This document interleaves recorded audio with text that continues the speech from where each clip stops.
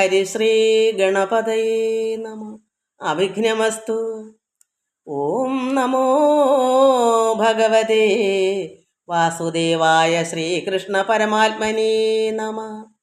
രാമായ രാമഭദ്രായ രാമചന്ദ്രായ വേധസേ രഘുനാഥായ നാഥായ സീതായാം പതയേ നമ.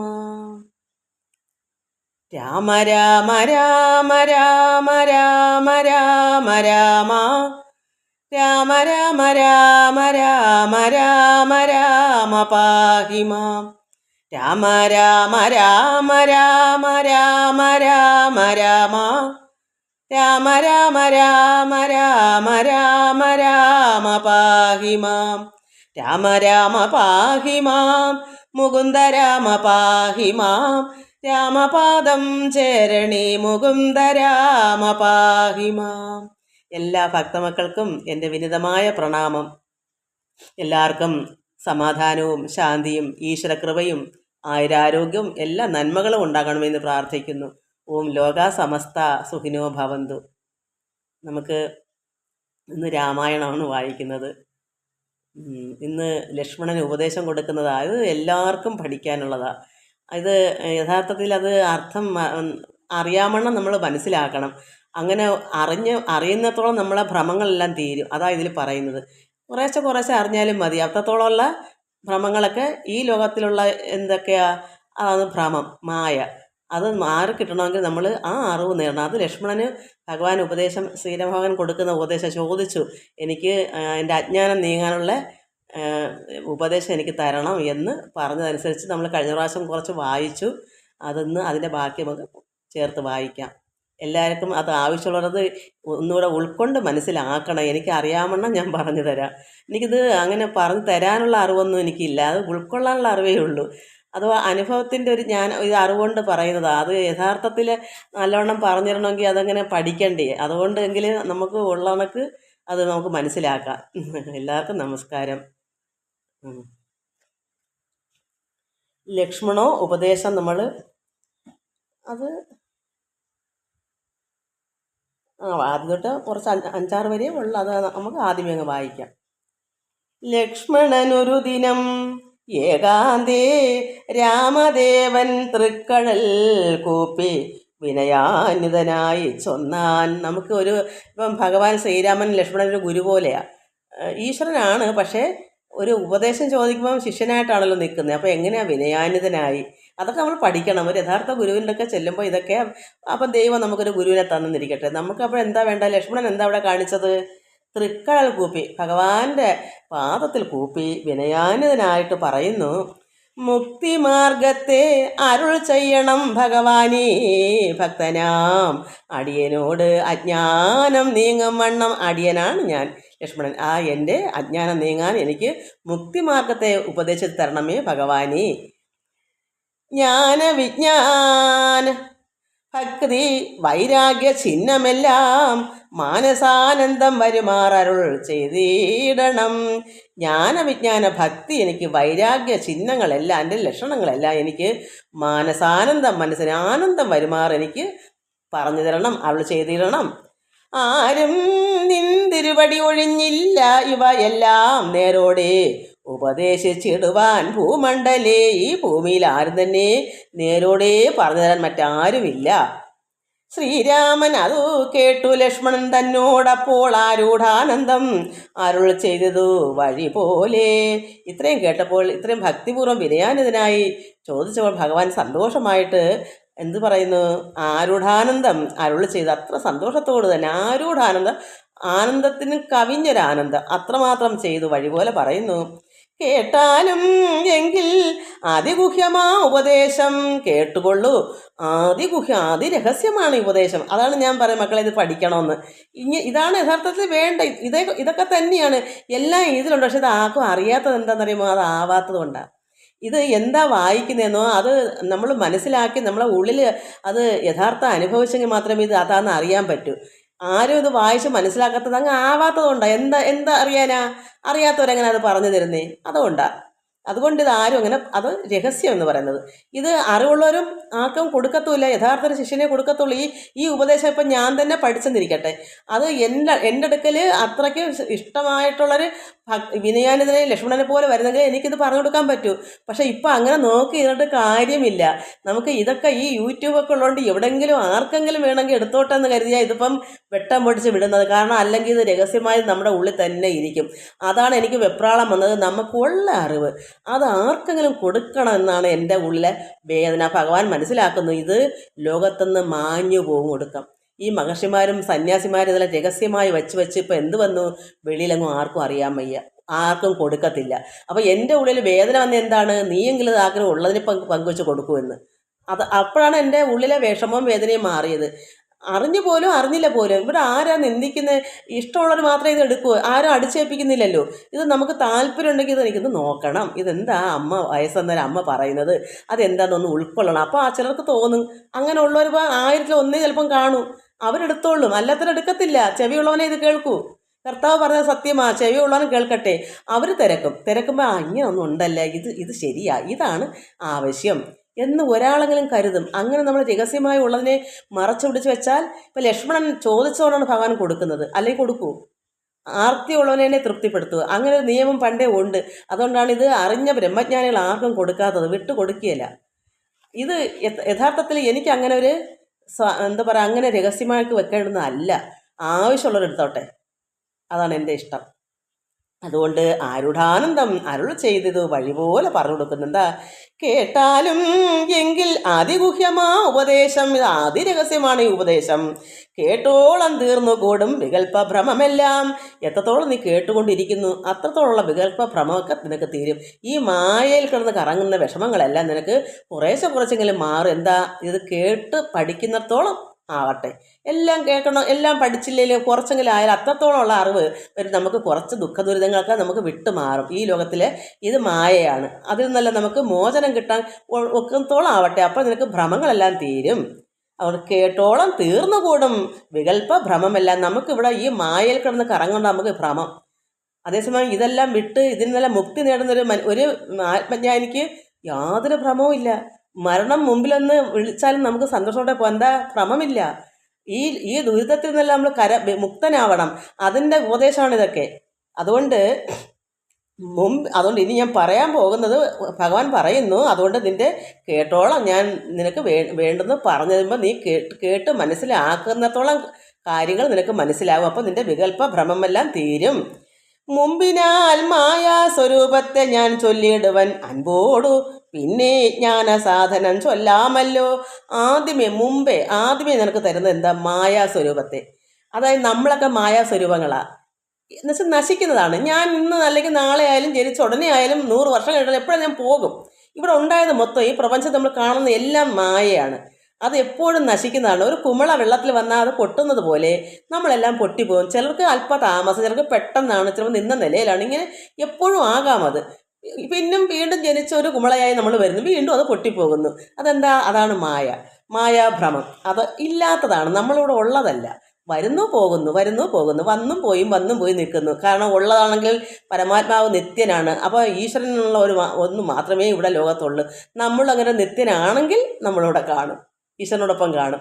അല്ലെങ്കിൽ എങ്ങനെ കാണും, ശരീരം കാണത്തില്ല. ശരീരം അത് അരൂപിയാണ്, പരമാത്മാവ് അരൂപിയായിട്ടാണ് നിൽക്കുന്നത്. രൂപമെടുത്ത് വന്ന ഭഗവാൻ കൃഷ്ണനും ശ്രീരാമനൊക്കെ ഇതുപോലെ പൊട്ടിപ്പോയി. കാരണം ശരീരം മായ പ്രപഞ്ചത്തിൽ നിന്നുണ്ടായതാണ്, പഞ്ചഭൂത നിർമ്മിതമാണ്, അത് നശിക്കും. അതുകൊണ്ട് ഇവിടെ ആരും നിലനിൽക്കത്തില്ല. അതുകൊണ്ടാണ് ഇതെല്ലാം മായയാണെന്ന് പറയുന്നത്. ഇതിനെ തിരിച്ചറിയുന്നതാണ് നമ്മുടെ ഭ്രമങ്ങൾ മാറി പോകുന്നത്. അതാണ് ഇവിടെ പറഞ്ഞു കൊടുക്കുന്നത്. ഈ ഉപദേശങ്ങളാണ് നമുക്ക് വേണ്ടുന്നത്. ഇതൊരു ഗുരുമുഖത്ത് ചെന്നാൽ ഇത് തന്നെയാണ് കേൾക്കേണ്ടുന്നത്. ഇത് തന്നെ ഉള്ളു ലോകത്ത്. ഈശ്വരനെ അറിയാനും നമ്മൾ ആരാന്ന് നമ്മളെ ഉള്ളിൽ ഈശ്വരൻ വസിക്കുന്നു. ഇത് ഈശ്വരൻ വസിക്കുന്ന ക്ഷേത്രമാണ്. ഈ ക്ഷേത്രം എന്ന് ദേഹമെന്നും പറയും. ഇതൊക്കെ നമ്മൾ അറിഞ്ഞറിഞ്ഞ് വരുമ്പോഴാണ് നമുക്ക് ഈ ലോകത്തുള്ള ഭ്രമം നിൽക്കും. അപ്പോൾ ഒന്നിൽ സംഘം ഉണ്ടാവത്തില്ല. ഇത് ഇന്നലെ നാളെ പോകും, ഇതെല്ലാം നമ്മളുടെ ആരും അല്ല, ഇതെല്ലാം ഈശ്വരനെങ്കിലും വന്നതാണ്. ഞാൻ ഇപ്പോൾ വന്നതിന് മുമ്പേ ഞാനുണ്ടായിരുന്നു. എത്രയോ ജന്മങ്ങൾ വീണ്ടും വന്നും പോയി നിന്നു, എന്നോ ഉണ്ട്. ഇനിയും മുക്തനാകുന്നതുവരെ ഞാൻ വന്നുകൊണ്ടേയിരിക്കും, പൊയ്ക്കൊണ്ടേയിരിക്കും, ജനിച്ചും മരിച്ചും ഇരിക്കും. ഇതെല്ലാം അറിയണം നമ്മൾ. അതുകൊണ്ട് മുമ്പിനാൽ മായാസ്വരൂപത്തെ ഞാൻ പറഞ്ഞിടാൻ ചൊല്ലുവൻ അൻപോട് സന്തോഷത്തോടെ ഞാൻ പറഞ്ഞുതരാം. പിന്നീട് ജ്ഞാനസാധനം ചൊല്ലാം. അറിവിൻ്റെ കാര്യം പിന്നെ പറയാം.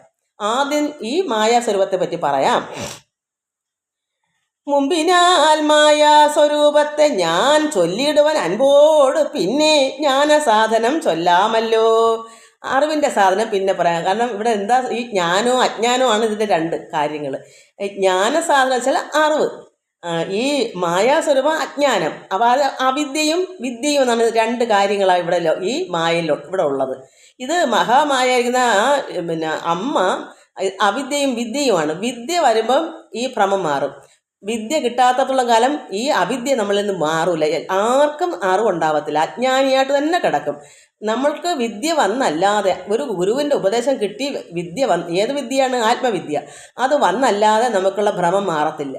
അജ്ഞാനിയായിട്ട് തന്നെ നമ്മൾ ജനിച്ചപ്പോൾ എങ്ങനെയാണ് അതുപോലെ തന്നെ ഇവിടെ കിടക്കും, മരിക്കോളം വീണ്ടും ജനിക്കും. എപ്പോഴും നമുക്കൊരു ഗുരുവിൻ്റെ ഉപദേശം വന്ന് നമ്മൾക്ക് വിജ്ഞാനം കിട്ടിയ അറിവ് വന്നു, അപ്പോൾ മാത്രമേ നമുക്ക് ഈ ലോകത്തുനിന്ന് മുക്തനാവാനും പറ്റൂ.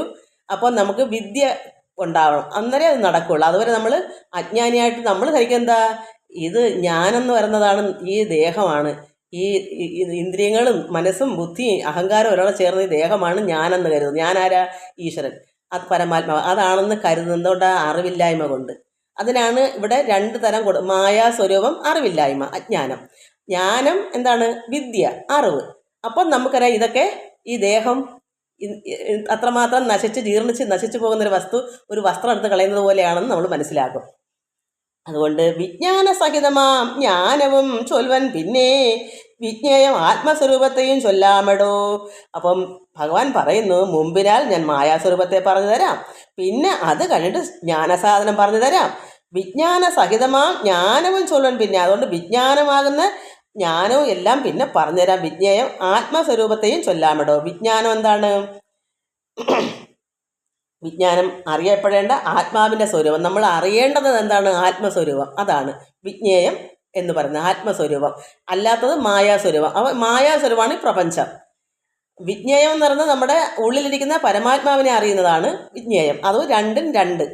ഇപ്പം മനസ്സിലായോ? എത്രയെങ്കിലും മനസ്സിലാക്കി കാണുമോ മക്കൾക്ക്? ചിലർക്ക് മനസ്സിലാവത്തില്ലായിരിക്കും. കാരണം രണ്ടവസ്ഥയാണ്, ഒന്ന് അജ്ഞാനി, ഒന്ന് ജ്ഞാനി. ജ്ഞാനി എന്ന് പറഞ്ഞാൽ അറിവ് നേടുക, ആത്മീയമായ അറിവ് വർദ്ധിക്കുക, അതാണ് ജ്ഞാനം. വിദ്യ, അവിദ്യ, വിദ്യ ഇല്ലായ്മ. അജ്ഞാനി, ഒരിക്കലും അവർക്ക് ഇതൊക്കെ പറയാൻ എന്തെന്ന് അറിയത്തില്ല. അത് തലയ്ക്കകത്തോട്ട് കയറത്തുമില്ല, ചിലർക്ക് മനസ്സിലാകത്തുമില്ല. പിന്നെ എത്രയോ ജന്മങ്ങൾ ജനിച്ചും മരിച്ചും കഴിഞ്ഞ് വരുമ്പോഴാണ് ചിലപ്പോൾ അല്പം വന്ന് സംഭവിക്കുന്നെങ്കിലും, അല്ലെങ്കിൽ എപ്പോഴും മൃഗത്തിന് തുല്യമായിട്ട് തന്നെ കഴിയും. അവർക്ക് ഇതൊക്കെ കേൾക്കുമ്പോൾ തന്നെ അവർക്ക് ഒരു ആത്മീയ ഭക്തന് ആത്മീയം കേൾക്കുമ്പോൾ സന്തോഷം വർദ്ധിച്ച് ഉണർവുണ്ടാവും ഉള്ളിൽ.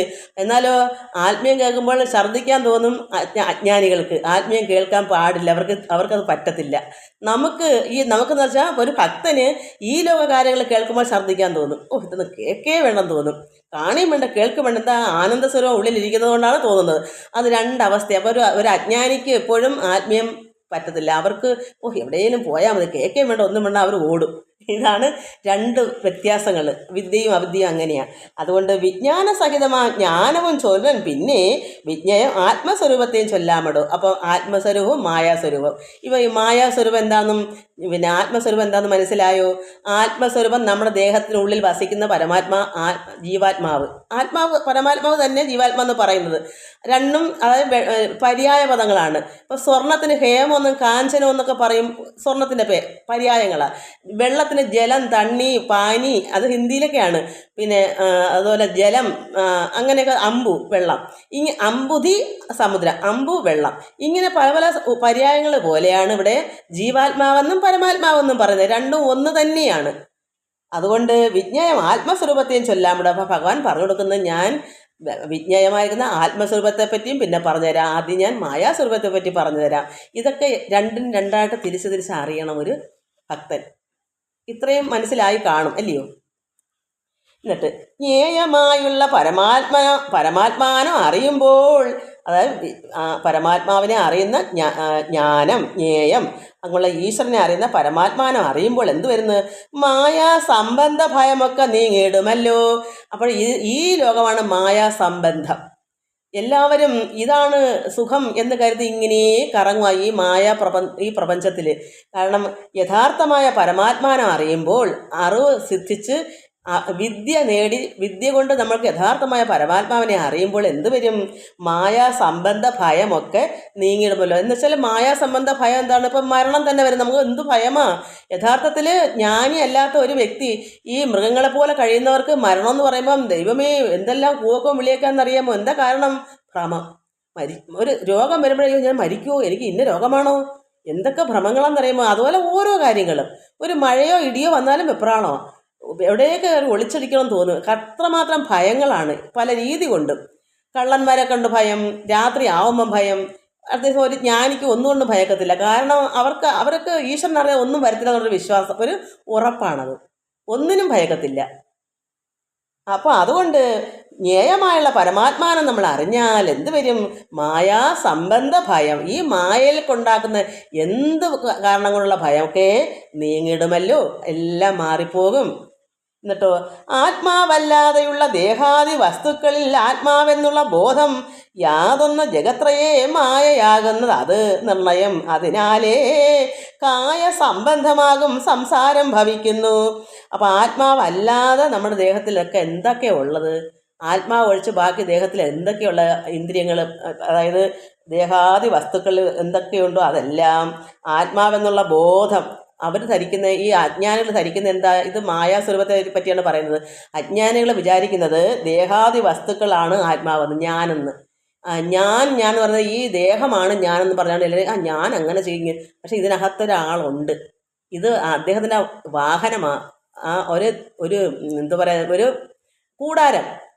ആത്മാവിന് വസിക്കാനുള്ള, ജീവാത്മാവിന് വസിക്കാനുള്ള ഒരു ക്ഷേത്രമെന്നും പറയാം. ദേഹത്തിനെ ക്ഷേത്രമെന്നും പറയും, ദേഹമെന്നും പറയും. പക്ഷേ ഇത് ആത്മാവാണ് എന്ന് ചിന്തിക്കുന്ന അജ്ഞാനികൾ, വിദ്യ ഇല്ലാത്തവർ, അവർക്ക് അറിയത്തില്ല. അതുകൊണ്ടാണ് അവർ ഇതൊക്കെ പഠിച്ചാൽ, ഇപ്പം ഞാൻ ഉറച്ച് പറയുന്നല്ലോ അവരും വിശ്വസിക്കും, ഈ ദേഹം ആത്മാവല്ല, ഞാനെന്നുള്ള വ്യക്തി വേറെയുണ്ട്. ഇത് പഠിക്കാനാണ് ഇത് പറഞ്ഞു തരുന്നത്. ഇപ്പോൾ ഒരുപാട് പേർക്ക് അറിയാം.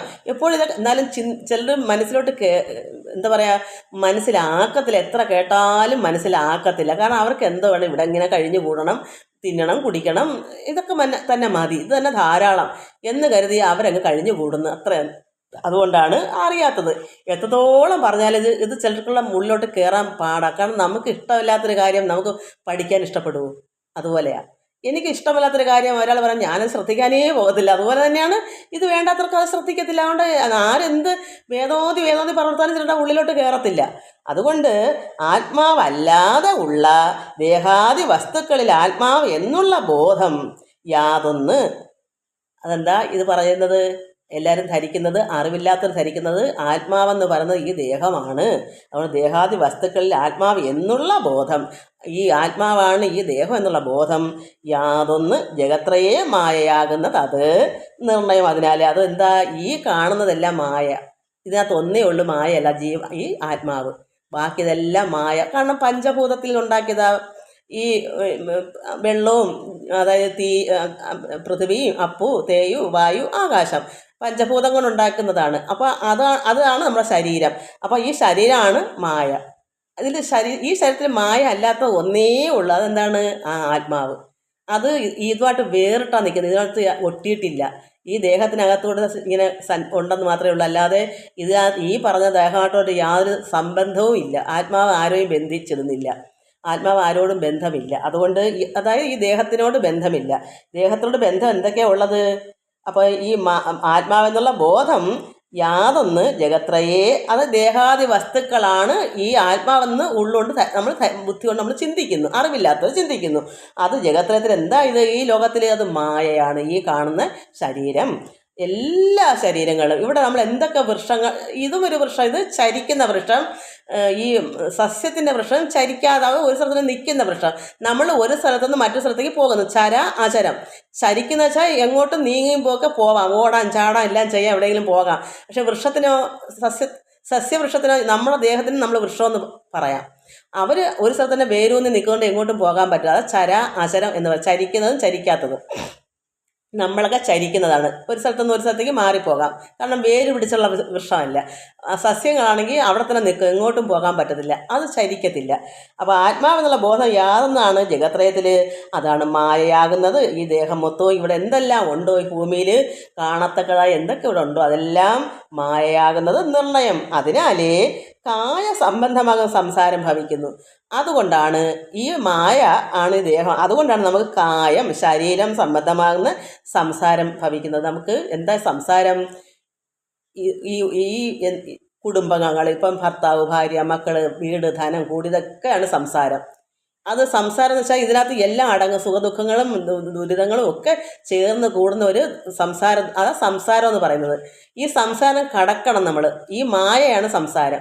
ഈ പ്രപഞ്ചം മായയാണ്, ആ സംസാരം എന്ന് പറയും. നമുക്കിവിടെ എൻ്റെ കുഞ്ഞ്, എൻ്റെ മക്കൾ, ഒരു കുട്ടി വളർന്നൊരു അതിന് വിവാഹം കഴിക്കണം, പിന്നെ അത് സംഘമായി ചേർന്ന് കൂട്ടുകുടുംബമായി ഇങ്ങനെ ഒട്ടി കെട്ട് പിണഞ്ഞ് അത് കെട്ടുകളായത് കർമ്മം പുരുഷൻ എന്ന് പറയുന്നത്. ഇതെല്ലാം കെട്ടി കിടക്കും. അതിൽ നിന്നെല്ലാം മുക്തനാവണം. കെട്ടുകൾ അഴിയണം. കെട്ടുകൾ അറ്റേ മുക്തനാവും. നമ്മൾ കെട്ടിയാണ് ജീവിതം. അതാണ് മായ. അതിൽ നിന്ന് മായ മാറി വിദ്യ നേടുമ്പോൾ എന്തുവരും? കെട്ടുകളെല്ലാം അഴിച്ചിടും, കെട്ടുകൾ അറ്റുകളയും. അതായത് ഇതിനെല്ലാം മുക്തനാവണം. അതിനെന്താണ്? കെട്ടെന്ന് പറയുന്ന സ്നേഹബന്ധം. ഇപ്പം ഭാര്യയും ഭർത്താവും വേണ്ടെന്നല്ല, വേണം, പക്ഷെ കെട്ടരുത്. മനസ്സുകൊണ്ട് അങ്ങ് ഭ്രമിച്ച് എൻ്റേതാണ് അങ്ങോട്ട് അവിടെ നിന്ന് മാറിപ്പോലെങ്കിൽ എന്തിയാ അവളെ ഒരു ഉള്ളിലൊരു വെപ്രാളമാണ്. അതാണ് ആ ഒരു ഭയങ്കര, അതിനെന്തോ പറയുന്നത്, അത്രമാത്രം ബന്ധം, സംഘം, അതേ പാടില്ലാതുള്ളു. അത് എപ്പോഴാണ്? അതും ഏത് കാലത്തും അല്പം കുറയുന്നത് നല്ലതിനെ. അത് കുട്ടിക്കാലത്തേ നമുക്ക് കുറയ്ക്കുന്നത് നല്ലതാണ്. പെട്ടെന്നെടുത്ത് മാറ്റണം. നമ്മൾ അതിൻ്റെ ആവശ്യത്തിനുള്ള സ്നേഹവും എല്ലാം വേണം. അത് കഴിഞ്ഞിട്ട് ഒരു പരുവം ആകുമ്പം, പ്രായം കഴിഞ്ഞ് വരുമ്പോൾ നമുക്ക് ഇതിനെല്ലാം മുക്തനാവണം. അല്ലെങ്കിൽ മഹാബോറാണ്. അല്ലെങ്കിൽ നമ്മളെന്തിനാണ് ജനിക്കുന്നേ? അത് മനുഷ്യ ജന്മം എന്തിനാണ് കിട്ടിയത്? അതുകൊണ്ട് ഇവിടെ ഇതാണ് ഇപ്പോൾ പറയുന്നത്, മായയാകുന്ന നിർണയം. അതിനാലേ ഈ ആത്മാവ് അല്ല നമ്മുടെ ദേഹം, ഇത് മായയാണ്. മായ പ്രപഞ്ചം, ഇത് പഞ്ചഭൂത നിർമ്മിതമാണ്. ഇതാണ് മായ, ഇതാണ് പ്രകൃതി, മൂലപ്രകൃതിയാണ് നമ്മളെല്ലാം അമ്മയുടെ മൂലപ്രകൃതിയിൽ നിന്നുണ്ടായതാണ് നമ്മുടെ ഈ ദേഹം. ദേഹത്തിലിരിക്കുന്ന ഒരേ ഒരു വസ്തു ഉണ്ട്, ആ ആത്മാവ്, ആ ജീവാത്മാവ്. അത് മാത്രമേ ഉള്ളൂ വിദ്യ ഉണ്ട്, അതിനെ തിരിച്ചറിയാൻ പറ്റും. അതുകൊണ്ടാണ് എന്തോ കായ സംബന്ധം. നമ്മൾ ശരീരം ഇങ്ങനെ ബന്ധിച്ചിടുന്നു. ശരീരം നമ്മളെ ബന്ധിച്ചിടുന്നു. ഭർത്താവിന് ഭാര്യ എങ്ങോട്ട് പോയാലും ചോദിച്ചിട്ടേ പോകാവൂ. സ്വാതന്ത്ര്യം വല്ലതുണ്ടോ? അതൊരു കെട്ടല്ലേ? ഒരു സ്വാതന്ത്ര്യം ഉണ്ടോ? എപ്പോഴും എൻ്റെ ഭർത്താവ് എവിടെ പോയി, ഇനി വന്നില്ലല്ലോ, അദ്ദേഹത്തിന് സ്വാതന്ത്ര്യമില്ല, നമുക്ക് സ്വാതന്ത്ര്യം, മക്കൾക്ക് സ്വാതന്ത്ര്യമില്ല. സ്വന്തം കാര്യം നിൽക്കുമ്പോഴും എപ്പോഴും എന്താ? അതാണ് ഈ ഭ്രമമേ ഉള്ളൂ. എങ്ങോട്ട് പോയാലും ഭ്രമമായി. എവിടെ പോയി, എന്ത് ചെയ്ത്, എവിടെ വന്നില്ലല്ലോ, ഈ ദുഃഖ ദുരിതങ്ങളാണ്. ഇതെല്ലാം സംസാരമാണ്. അങ്ങനെ ഓരോ ജീവിതകാലം മൊത്തം ഓരോന്നുണ്ട്. അതിൽ നിന്നെല്ലാം നമുക്ക് മുക്തി നേടണമെങ്കിൽ നമ്മളൊരു അറിവുള്ള ഒരു ജ്ഞാനിയാവണം. അപ്പോൾ അങ്ങനെ ഉണ്ടല്ലോ പിന്നെ വിക്ഷേപ ആവരണങ്ങളെന്ന് 2 രൂപം മായയ്ക്കെന്നറിയുക. സൗമിത്രേ ലക്ഷ്മണ, നീ മനസ്സിലാക്കൂ. ഉണ്ടല്ലോ പിന്നെ വിക്ഷേപ ആവരണങ്ങളെന്ന് 2 രൂപം മായയ്ക്കെന്നറിയുക. അവ ഈ അമ്മ മഹാമായ 2 രൂപത്തോടു കൂടിയതാണ്. അതാണ് ഞാൻ പറയുന്നത്. ഒരു രൂപം വിദ്യ, ഒരു രൂപം അവിദ്യ. ഈ അമ്മ, ഈ മഹാമായായിരിക്കുന്ന പരമാത്മ, അതായത് ഒന്ന് മൂകാംബിക എന്നൊക്കെ നമ്മൾ പ്രാർത്ഥിക്കുന്ന പരാശക്തിയാണ്, അറിവിൻ്റെ ജ്ഞാനിയാണ്. അതാണ് അറിവ്, വിദ്യ. അതും നമ്മളിലുണ്ട്, വിദ്യാരൂപിണി.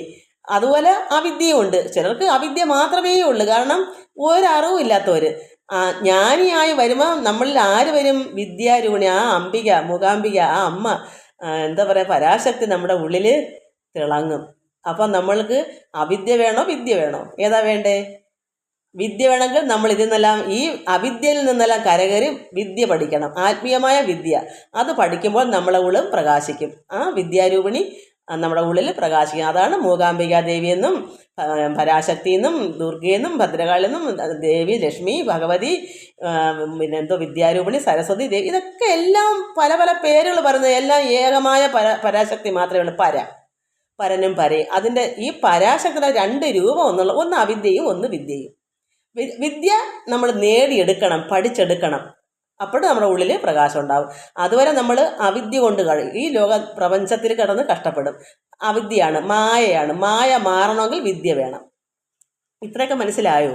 കുറച്ചേ വായിക്കുന്നുള്ളതും ഉള്ളത് മനസ്സിലാവട്ടെ എന്ന് കരുതിയിട്ടാ. അപ്പം ഉണ്ടല്ലോ പിന്നെ വിക്ഷേപ ആവരണങ്ങൾ എന്ന് 2 രൂപം. വിക്ഷേപ ആവരണങ്ങൾ എന്താ? നമ്മുടെ ഈ ശരീരത്തിൽ തന്നെ ആവരണം ചെയ്തേക്കുക. ഈ ദേഹം അവിദ്യ ആവരണം ചെയ്തേക്കുന്നത്. ഇതിനകത്ത് ഒരു വിദ്യാരൂപിണിയുണ്ട്, പരാശക്തിയുണ്ട്, അതും ഇതിനകത്തുണ്ട്. അപ്പോൾ ഇത് രണ്ടും ഇതിലുണ്ട്. ഈ ഈ പുറം ചട്ട, ഈ പുറമേ ഉള്ള ദേഹം അവിദ്യ, മായ, പ്രകൃതി മഹാമായയുടെ മായ ആണ് ഈ ദേഹം. അത് നശിക്കുന്നതാണ്. എന്നാൽ അതിന് ഉള്ളിലൊരു പരാശക്തിയുണ്ട്. അത് വിദ്യയാണ്, അത് നാശമില്ലാത്തതാണ്, അത് പരാശക്തിയാണ്, പരമാത്മാവിൻ്റെ ആണത്. അതുകൊണ്ട് ഇവിടെ 2 രൂപ ഉണ്ടല്ലോ പിന്നെ വിക്ഷേപ ആവരണങ്ങൾ എന്ന്. അത് 2 രൂപം മായയ്ക്കെന്നറിയാം സൗമിത്രേ. ലക്ഷ്മണ, നീ മനസ്സിലാക്കൂ, ദേവിക്ക്, അമ്മയ്ക്ക്, മഹാമായയ്ക്ക് 2 രൂപമുണ്ട്. ഇത് രണ്ടും ഇവിടെ ആവശ്യമാണ്. ഒരു തുട്ടിൻ്റെ 1 രൂപയുടെ തുട്ടിൻ്റെ അപ്പുറവും ഇപ്പുറം 2 വശം പോലെ, ഒന്ന് വിദ്യ ഒന്ന് അവധി, രണ്ടും ആവശ്യമാണ്. കാരണം ഈ കൈക്ക് അകവും പുറവും ഉള്ളതുപോലെ, പുറമുണ്ട് അകമുണ്ട്, അതുപോലെ രാത്രിയും പകലും എല്ലാം അങ്ങനെയാണ്. അത് രണ്ടും വേണം ഇവിടെ. അതുകൊണ്ട് അതിൽ നമ്മൾ ജയിച്ച് വിദ്യ നേടി മറികടക്കണം. ഈ സംസാരത്തിൽ നിന്ന് നമ്മൾ മറികടക്കണം. അതുകൊണ്ട് 2 രൂപം മായയ്ക്കെന്നറിയുക സൗമിത്രേ ലക്ഷ്മണ. എന്നതിൽ മുന്നേതല്ലോ ലോകത്തെ കൽപ്പിക്കുന്നതെന്നറിയുക അതിസ്ഥൂല സൂക്ഷ്മ ഭേദങ്ങളോടും. എന്നതിൽ മുന്നേതല്ലോ, മുമ്പേ ഉള്ളത്, ലോകത്തെ കൽപ്പിക്കുന്നതെന്നറിയുക അതിസ്ഥൂല സൂക്ഷ്മ ഭേദങ്ങളോട്. സ്ഥൂലവും അതിസ്ഥൂല വലുതും ചെറുതുമായ സ്ഥൂലവും സൂക്ഷ്മവും അങ്ങോട്ടും. ലിംഗാദി ബ്രഹ്മാന്തമാം അവിദ്യാരൂപം അതും സംഘാതി ദോഷങ്ങളെ സംഭവിപ്പിക്കുന്നതും. ഈ ലിംഗാദി, ഈ ആദി തൊട്ട് ബ്രഹ്മാവ് വരെയുള്ള അവിദ്യാരൂപമാണ്. ഇവിടെ ഉള്ള എന്ത് ചെറുത്, ഒരു ലിംഗം തൊട്ട് ആദി തൊട്ട് ഒരു നമ്മൾ പറയില്ലേ, ഒരു പുൽക്കൊടി തൊട്ട് പിന്നെ ബ്രഹ്മാവ് വരെ എന്ന് പറയത്തില്ലേ, അത് തന്നെയാണ്. അത് ബ്രഹ്മാവിനും ഉണ്ട് ഈ രൂപം. അപ്പോൾ അതും പിന്നെ നമ്മെപ്പോലെയാണ്. പക്ഷെ നമുക്ക് ഇത്ര നാൾ വരെ ഒരു മനുഷ്യായുസ്സെന്നുണ്ടെങ്കിൽ അത് കഴിഞ്ഞിട്ട് നമ്മൾ നശിക്കും, ബ്രഹ്മാവും നശിക്കും. പക്ഷേ ഒത്തിരി കാലദീർഘം ഉണ്ടെന്നേ ഉള്ളൂ, ദൈർഘ്യമുണ്ട്, കൂടുതൽ കാലമുണ്ട്, അത്രയേ ഉള്ളൂ. അതുകൊണ്ട് ലിംഗാദി ബ്രഹ്മാന്തമാം അവിദ്യാരൂപം അതും. അതുകൊണ്ടാണ് സംഘമുണ്ട്, സംഘാതി. അപ്പോൾ ഇവിടെ ഇങ്ങേ അറ്റം തൊട്ട് അങ്ങേ അറ്റം വരെ, ആദ്യം തൊട്ട് അങ്ങേ അറ്റം വരെ സംഘാതിയാണ്. എന്താ? ഈ സംഘം, ചേർച്ച, എല്ലാവരോടുള്ള മായ കൊണ്ടാണ് സംബന്ധം, ഈ ബന്ധം ഉണ്ടാവുന്നത്. അതുകൊണ്ട് ബ്രഹ്മാന്തമാ അവിദ്യാരൂപം, അത് അവിദ്യയാണ്. അവിദ്യാരൂപം അതും സംഘാതി ദോഷങ്ങളെ സംഭവിപ്പിക്കുന്നതും. ഈ സംഘാതി ദോഷം വെച്ചാൽ എന്താ? നമ്മുടെ കുടുംബത്തിലുള്ള സർവ്വമാണ് സംഘം ചേർന്നിരിക്കുക, ഒട്ടിയിരിക്കുക, എന്ന് വെച്ചാൽ കെട്ടിപ്പിണഞ്ഞിരിക്കുക, അവർ വിട്ടുമാറുന്നില്ല. ഒരിക്കലും മരിച്ചാൽ കിടന്ന് ദുഃഖിച്ച് നിലവിളിക്കുന്ന അറിയില്ലേ? എന്താ കാരണം? സംഘം കൂടിപ്പോയോണ്ടാണ്. അതിൽ നിന്നെല്ലാം വിട്ടൊഴിയണമെങ്കിൽ ചിലർ ചിരിച്ചുകൊണ്ടിരിക്കും. എന്താ കാരണം? മരിക്കുന്നവരും ശരീരം പോകുന്നവരും ചിരിക്കും, കൂടെയുള്ള ഭക്തന്മാരും ചിരിക്കും. ഇപ്പോൾ ഗുരുശിഷ്യ ബന്ധം, ആരെങ്കിലും എത്രത്തോളം സ്നേഹത്തിലാണ് ഒരു ഗുരുവിനോട് ചേർന്ന്, ഒരു സ്വന്തം തള്ളയും തന്തേക്കാളും സ്നേഹത്തിലാണ് ഒരു ഗുരുശിഷ്യ ബന്ധം എന്ന് പറയുന്നത്. എന്നിട്ടും ആ ഗുരുവിനെ പറഞ്ഞു വിടുമ്പോൾ എന്തൊരു സന്തോഷം എന്നറിയുമ്പോൾ ആ ശിഷ്യന്മാർക്ക്. എന്താ കാരണം? മോക്ഷത്തിലേക്കല്ലേ, മുക്തനായല്ലേ പോകുന്നത്. ആ നിൽക്കുന്ന ശിഷ്യന്മാരും അതുപോലെ ആനന്ദമാണ് അവർക്ക്. കാരണം എന്താ? അവർക്ക് സംഘമില്ല. അങ്ങനെ ഗുരു പഠിപ്പിച്ചു വെച്ചേക്കുന്നത്. ആ ഗുരു സമാധി ആകുമ്പോൾ ശിഷ്യന്മാർ മാത്രമേ അടുത്ത് നിൽക്കും, മക്കളെയൊക്കെ ദൂരെ നിർത്തും. എൻ്റെ അച്ഛൻ പറഞ്ഞുകൊണ്ട് മരണം അമ്മയെ മാത്രമേ അറിയിച്ചുള്ളൂ, അമ്മ മാത്രമേ അടുത്ത്, അമ്മ ശിഷ്യയായിരുന്നു. പക്ഷെ ഞങ്ങളെയൊക്കെ മാറ്റി, ഞങ്ങൾക്ക് അറിഞ്ഞ പോലെ ഞങ്ങൾക്ക് എന്തിനാ പറഞ്ഞു വിട്ടത് ഞങ്ങൾക്ക് അറിയത്തോലുമില്ല. അണ്ണൻ പോയിട്ട് ഗാനഭൂഷണത്തിൻ്റെ പരീക്ഷ വനിഷ്ഠായിരുന്നു. അതിന് പോയിട്ട് 4ാമത്തെ ദിവസം വരേണ്ട, ആ ദിവസം നോക്കി തന്നെ നടത്തി. കാരണം ആരും പോയി തിരക്കി പിടിച്ചുകൊണ്ട് വരണ്ട, വൈകിട്ട് ഇനി വരും, പരീക്ഷ കഴിഞ്ഞ ഉടനെ വരും. പക്ഷേ പരീക്ഷ കഴിഞ്ഞിട്ട് അന്ന് ഒരു ടീ പാർട്ടി വേണമായിരുന്നു, അത് നടത്താതെ അന്നേരം ഉള്ളിൽ ആ അച്ഛൻ തന്നെ ചെന്ന് ഉള്ളിൽ തോന്നിപ്പിച്ചില്ലെങ്കിൽ അങ്ങനെ വരത്തില്ല. അന്ന് അച്ഛനൊന്നും അറിയുന്നില്ല ഇങ്ങനെ ടീ പാർട്ടി 4ാമത്തെ ദിവസം ഉണ്ടെന്ന്. പ്രത്യേകം വയലിസ്റ്റായ നാരായണസ്വാമി അങ്ങനെയുള്ള ഓരോ ശരത്ത് സാറോ അങ്ങാണ്ടുണ്ട്, പേരൊക്കെ മറന്നുപോയി. അവരെ മാത്രമുള്ള കുറച്ച് പേരെ വയലിസ്റ്റുള്ളൂ. അവർ ഇങ്ങനൊരു കാപ്പി സൽക്കാരം ഉണ്ടെന്ന് പറഞ്ഞിരുന്നു. പക്ഷേ പരീക്ഷ കഴിയുമ്പോൾ ഇദ്ദേഹത്തിൻ്റെ ഉള്ളിൽ തോന്നുന്നു പെട്ടെന്ന് വീട്ടിൽ പോകണമെന്ന്. അങ്ങനെ ആ അണ്ണ അപ്പോൾ തന്നെ അവിടെ നിന്ന് വണ്ടി കയറി വന്നു. പാരിപ്പള്ളി വന്നപ്പം അറിയുന്നു ഇതുപോലെ കാര്യം കഴിഞ്ഞെന്ന്. അപ്പോഴെന്താ, അവിടെ എത്തി വിളിച്ചുകൊണ്ട് വരാൻ ആളുണ്ട്. അതാണ് ഒരു സന്യാസിയുടെ ലക്ഷണം. ഒന്ന് ആലോചിച്ച് നോക്കുക, അത്ര ഉൾക്കാഴ്ചയുള്ള ഒരാളായിരുന്നു എൻ്റെ അച്ഛൻ. എന്നെയും പറഞ്ഞ് രാവിലെ വിട്ടു. അമ്മയടുത്ത് മാത്രം പറഞ്ഞു. അമ്മ ഞങ്ങളോടൊന്നും അങ്ങനെ പറയാത്ത എന്താണെന്ന് വെച്ചാൽ, നമുക്ക് ചിലപ്പോൾ ആ സമയത്ത് എന്തെങ്കിലും ദുഃഖമോ വിഷമോ ഒന്ന് മിണ്ടിയോ കരയോ എന്തെങ്കിലും ചെയ്തു പോയാൽ ആ പോകേണ്ട ആളിനെ യഥാർത്ഥത്തിൽ അത് ശിക്ഷയെല്ലാം പറഞ്ഞ് വിടുക ചെയ്യുക. സന്തോഷമായിട്ട് പ്രാർത്ഥിച്ചും എല്ലാം പറഞ്ഞ് വേണ്ടുന്നതൊക്കെ ചെയ്തും കൊടുത്തും എല്ലാ കാര്യങ്ങളും ഒപ്പിച്ച് വെച്ച് പറഞ്ഞ് വിടുക ചെയ്യുന്നത്. അതുകൊണ്ട് അങ്ങനെയുള്ള ഒരു മരണത്തിന് വേണ്ടി നമ്മൾ ആഗ്രഹിക്കണം. ആഗ്രഹമൊന്നും വേണ്ട, ആഗ്രഹം നല്ലതല്ല. ഏതും ആഗ്രഹം തെറ്റാണല്ലോ. ഇത് സംഭവിക്കുന്നത് പോലെ സംഭവിക്കട്ടെ, അത്രയേ ഉള്ളൂ. അതുകൊണ്ട് ലിംഗാദി ബ്രഹ്മാന്തമാം അവിദ്യാരൂപമതും സംഘാതി ദോഷങ്ങളെ സംഭവിപ്പിക്കുന്നതും ജ്ഞാനരൂപിണിയാകും വിദ്യയായതും മറ്റേത് ആനന്ദപ്രാപ്തി ഹേതുഭൂത എന്നറിഞ്ഞാലും. സമയം പോയി. അപ്പോൾ എന്താ ജ്ഞാനരൂപിണിയാകുന്നത്?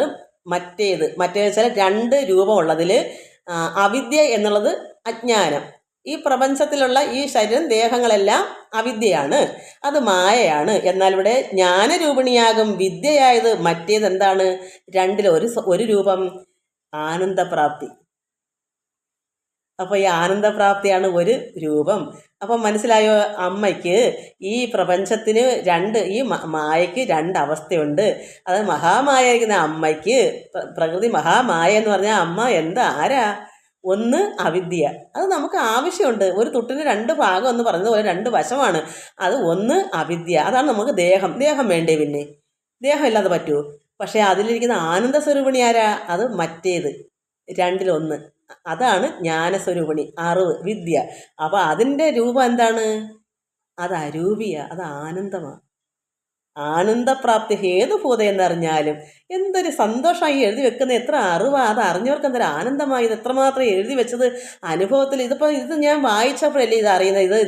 ഇതൊക്കെ ഞാൻ അതിനുമുമ്പേ അനുഭവിച്ചതുകൊണ്ട് അതാണ് എൻ്റെ സന്തോഷം. അപ്പോൾ ഇതൊക്കെ ഇതിലുണ്ടായിരുന്നല്ലോ. ഇത് ഭാഗവത്തിലൊക്കെ ഉണ്ട്. നമുക്ക് ഇപ്പോഴാണ് ഇതൊക്കെ വായിച്ച് ഞാൻ പഠിക്കുന്നത്. ഇതൊക്കെ നമ്മുടെ അനുഭവത്തിലായി കഴിഞ്ഞു മുമ്പേ. അതുകൊണ്ട് ഇപ്പോൾ എനിക്ക് ആനന്ദവും സന്തോഷവും എല്ലാം ഇതൊക്കെ ഇതിലുണ്ടല്ലോ. ഈ ഭഗവാൻ കൊടുക്കുന്ന ഉപദേശങ്ങളൊക്കെ നേരത്തെ ഇതൊക്കെ വായിക്കേണ്ടതേ ആയിരുന്നു. പക്ഷെ വേണ്ട, കുഴപ്പമില്ല, ഇതെല്ലാം നമ്മുടെ ഉള്ളിൽ തന്നല്ലോ ഭഗവാൻ. അതുകൊണ്ട് അതുകൊണ്ട് ഞാനിത് പറഞ്ഞു തരുന്നു, അല്ലെങ്കിൽ എനിക്ക് പറയാൻ അറിയത്തില്ലല്ലോ. അപ്പോൾ ജ്ഞാനരൂപിണിയാകുന്ന വിദ്യയായത് ഒന്ന് അവിദ്യ, മായാസ്വരൂപം. നമ്മുടെ ദേഹമാകുന്നത് മായയുടെ സ്വരൂപമാണ്. അത് മൂലപ്രകൃതിയായിരിക്കുന്ന മഹാമായയുടെ രൂപമാണ് നമ്മുടെ ശരീരമാകുന്ന ഈ ദേഹം. വൃക്ഷം, ഇതിന് വൃക്ഷമെന്നും പറയാം, ദേഹമെന്നും പറയാം. അപ്പോൾ അതുപോലെ മറ്റേ വിദ്യ അതെന്താണ്? മായയുടെ മറ്റൊരു സ്വഭാവം. ഇത് വിദ്യ രൂപം, ജ്ഞാനസ്വരൂപം. അതാണ് അതിൻ്റെ രൂപം. എന്താണ്? അതിന് ഈ രൂപമില്ല, ദേഹത്തിൻ്റെ രൂപമില്ല. അതിന് അരൂപിയാണ്, അത് വിദ്യയാണ്, അത് അറിവാണ്, ജ്ഞാനമാണ്. അതെന്താ? അതിൻ്റെ സ്വരൂപം ആനന്ദം. അപ്പോൾ നമുക്ക് പരമാനന്ദം നമ്മൾ പറയത്തില്ലേ?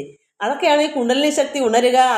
അത് നമുക്ക് അപ്പോൾ പരമാത്മാവിൽ ലയിക്കാനൊക്കെ ഉള്ള ഇതൊക്കെ ഇതിനകത്തുള്ളതാ. ഇതെല്ലാം നമ്മൾ അനുഭവിച്ചറിയേണ്ട ഒരു കാര്യമാണ്. അപ്പോൾ നമുക്ക് ഒരു വിദ്യ, ഒരു മായയുടെ ഒരു വശം അവിദ്യയും ഒരു വശം വിദ്യയും. വിദ്യ കൊണ്ട് ആനന്ദപ്രാപ്തി, മുമുക്ഷുവാവാം, അത് മുക്തനാവാം, മോചനം കിട്ടും ഇതിന്നല്ല. എന്നിട്ട് നമുക്ക് ആനന്ദപ്രാപ്തി, ലഹരി, ആനന്ദലഹരി, പരമാനന്ദം അനുഭവിക്കാം. ഒരു സ്വരൂപം മായ.